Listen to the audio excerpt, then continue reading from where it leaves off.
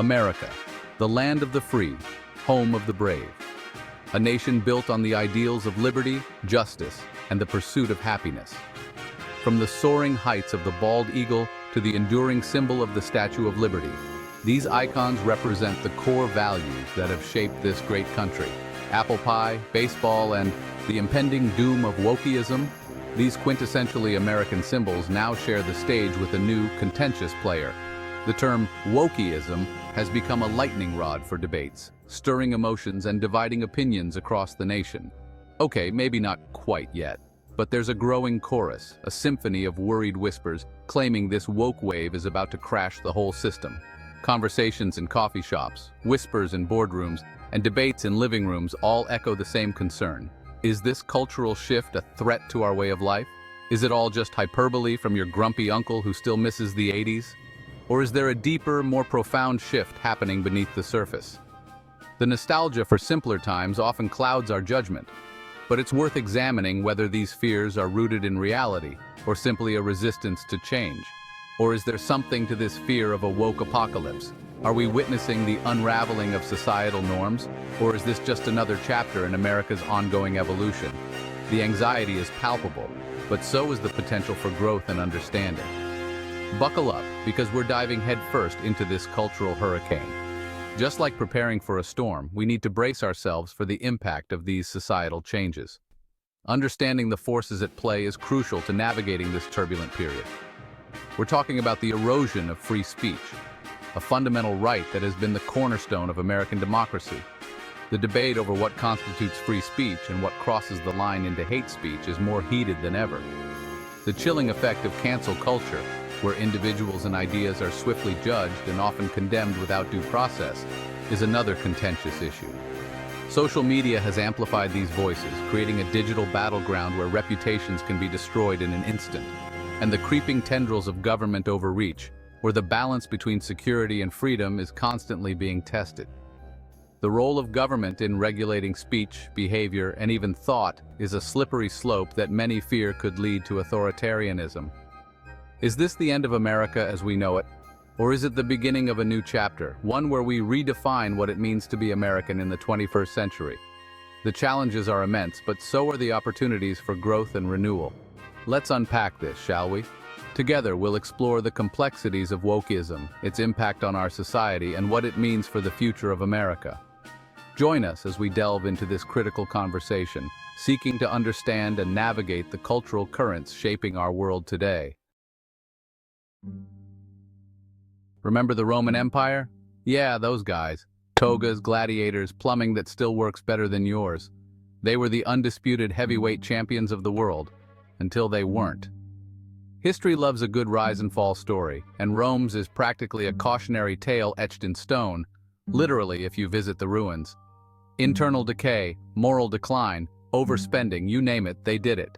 Now, before you dismiss this as another dusty history lesson, let's talk parallels. Some argue that America's current trajectory mirrors Rome's final descent. The unchecked power, the cultural divisions, the obsession with entertainment over substance sound familiar? Remember that whole free speech thing enshrined in the First Amendment?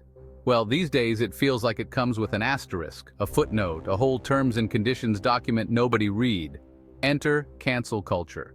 The mere whiff of an unpopular opinion, a joke that lands poorly, or a past mistake unearthed online can lead to a digital lynch mob. Careers crumble, reputations burn, and the public square becomes a minefield of self-censorship. Is this the marketplace of ideas in action, or a chilling effect on free expression? Are we so afraid of offending that we've forgotten how to debate, disagree, and maybe even learn from each other? Section 4. The free market. Is it truly free anymore? Capitalism, the engine of innovation, the great equalizer, unless you're born without a trust fund. For decades, we've been told that the free market is the ultimate path to prosperity, a system where anyone with a good idea and a strong work ethic can rise to the top. But is that really the case anymore? But even the most ardent defenders of the free market are starting to feel a chill wind blowing. The landscape is changing, and not necessarily for the better. Economic uncertainty looms large, and the once clear path to success is now shrouded in fog. Government regulations are piling up like unread emails. These rules, meant to protect consumers and ensure fair play, often end up stifling innovation and creating barriers to entry for new players. Small businesses struggle to keep up, while large corporations, with their armies of lawyers and lobbyists, navigate the regulatory maze with ease. The gap between the haves and have-nots is wider than a Kardashian's vocabulary. Wealth concentration is at an all-time high, with the richest 1% owning more than half of the world's wealth. Meanwhile, the middle class is shrinking and the dream of upward mobility seems more elusive than ever. And don't even get me started on the unholy alliance between big tech and big government. These tech giants wield enormous power, influencing everything from our shopping habits to our political views. Their cozy relationships with policymakers raise questions about fairness and accountability. Is this the natural evolution of a market economy, or are we witnessing the slow creep of something more sinister? History has shown us that great civilizations can fall when economic disparities become too vast and unchecked power goes unchallenged. Are we on a similar path? Are we sleepwalking into a future where the government picks winners and losers, and individual initiative becomes a quaint relic of the past? The stakes are high, and the choices we make today will shape the world of tomorrow. It's time to wake up and ask ourselves, is the free market truly free anymore, or is it just an illusion? Section 5. The crumbling individual, lost in the identity politics maze. Remember the individual? That rugged, self-reliant, John Wayne-esque figure who built this country with his bare hands and a can-do spirit? The image of the lone pioneer, the trailblazer who carved out a life in the wilderness, is deeply ingrained in our cultural memory. These individuals were celebrated for their independence, their ability to stand alone and face whatever challenges came their way. Well, he's looking a little lost these days, wandering through the labyrinth of identity politics. In today's world, the concept of the individual seems to be getting lost in a maze of labels and categories. The once clear and distinct figure of the self-reliant individual is now obscured by a myriad of identities and affiliations. We're increasingly defined not by our shared humanity or individual merits, but by the groups we belong to, our race, gender, sexual orientation, preferred pronouns. These labels, while important for recognizing and addressing specific issues, can sometimes overshadow the unique qualities and experiences that make each person an individual. While acknowledging and addressing historical injustices is crucial, some argue this laser focus on identity has come at the expense of our common bonds. The civil rights movements of the past fought for equality and recognition, aiming to bring people together under the banner of shared humanity. Today, however, the conversation often seems to be more about what divides us than what unites us. Have we become so obsessed with our differences that we've forgotten what unites us? The debates and conflicts that arise from identity politics can sometimes create more division than understanding. In our quest to honor and respect each person's unique identity, are we losing sight of the common ground that binds us together as a society? Is this the death of the individual, subsumed by the collective?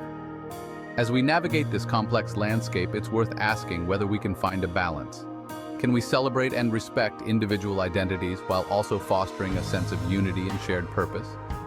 The challenge lies in recognizing the value of both the individual and the collective, and finding ways to honor each without diminishing the other. Section 6. Science versus Wokeism, a battle for truth.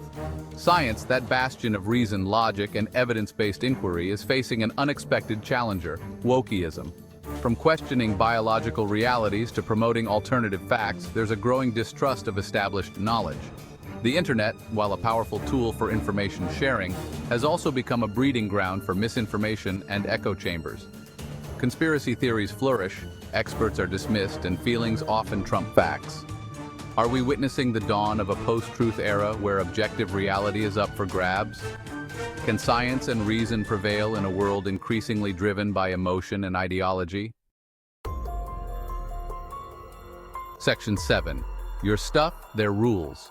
The future of property? Property rights, the bedrock of any free society, are facing a new wave of challenges. From zoning laws that dictate what you can and can't do with your own land to intellectual property battles over digital creations, the lines of ownership are blurring. Add to that the growing push for wealth redistribution and the demonization of success, and it's no wonder some are feeling uneasy about the future of private property. Is this the beginning of a slippery slope towards collectivism, where individual ownership becomes a thing of the